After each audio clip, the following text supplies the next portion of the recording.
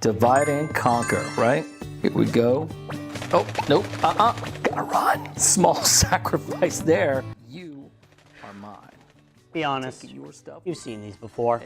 Ads for mobile games have become the biggest innovation in the gaming scam industry since the claw machine. You're shown somewhat intriguing gameplay for a mobile game that you've never seen before, only to download the game and find out that you're the one who's been played. But what if you actually wanted to play these fake mobile game ads without getting scammed? Well, before I tell you to really start considering playing good games, I will say that there is a game that answers your wishes, and that game is simply known as... Yeah! You want those games, right? So here you go! Now, let's see you clear them!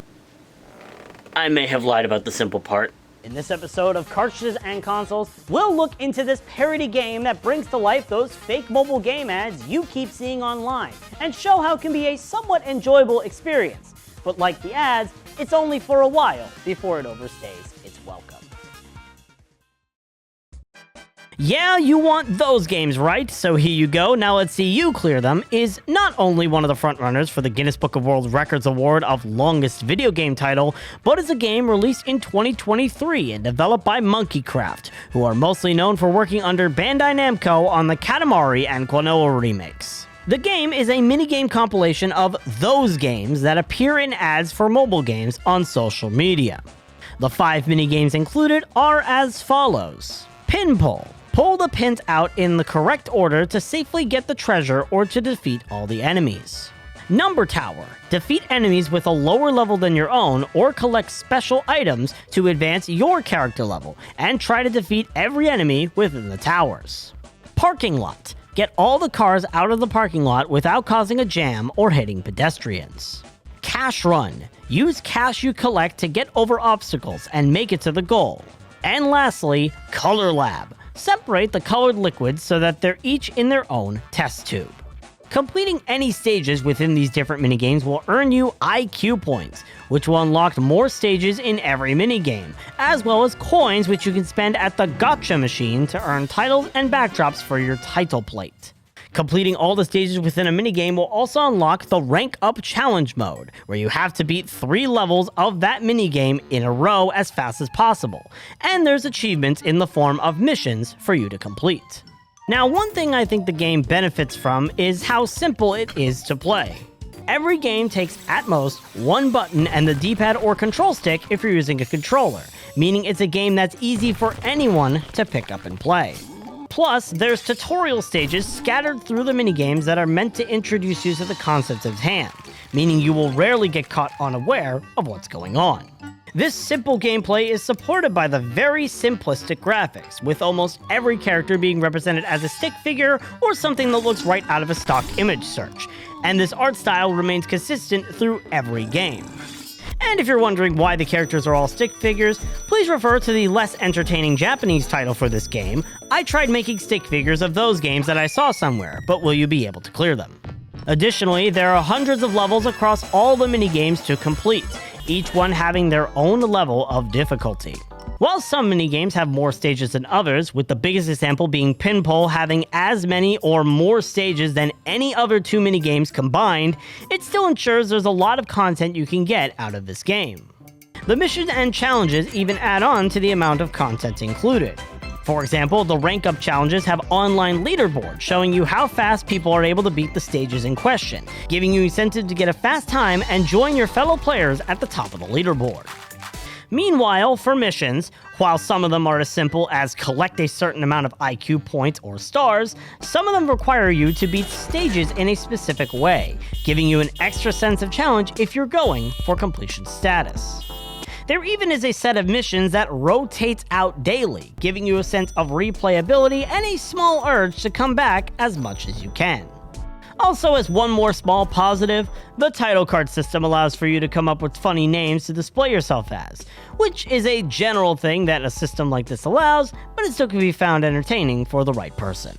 However, the game is far from its flaws, with some of the main ones revolving around the game being a bit unpolished. Some of the minigames feel a bit clunky to play, with the two biggest examples being Parking Lot, with pedestrians having whack hitboxes or the vehicles getting stuck colliding with each other trying to exit, and Cash Run, with its terrible camera angle and bad control scheme that really does not work well.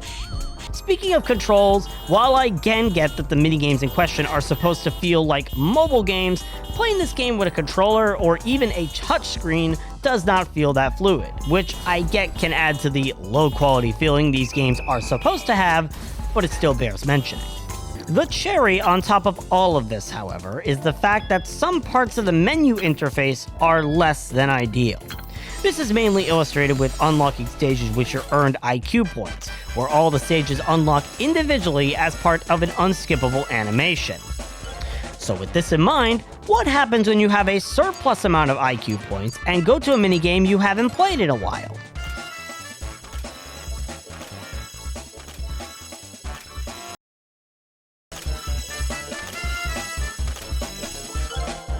You could say, well, this is a problem. While yes, the game was made by only 15 to 20 people and only within 8 months, I still wish the game was a little bit more polished than it seems like it is in its current state. Another issue I find with the game is that the gameplay can definitely feel a bit monotonous after a while, which when combined with the difficulty uptick as you get deeper into the levels, results in a game that can be somewhat annoying to play as you go on. Granted, again, I get this is probably the point of the game, but it still can get on anyone's nerves that this game gets somewhat repetitive and annoying somewhat quickly.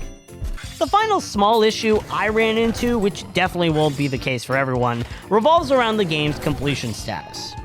One of the parts of completing the game revolves around getting a 3-star rating on every level, a task that would not be that big of a problem if it weren't for the essence of a time limit.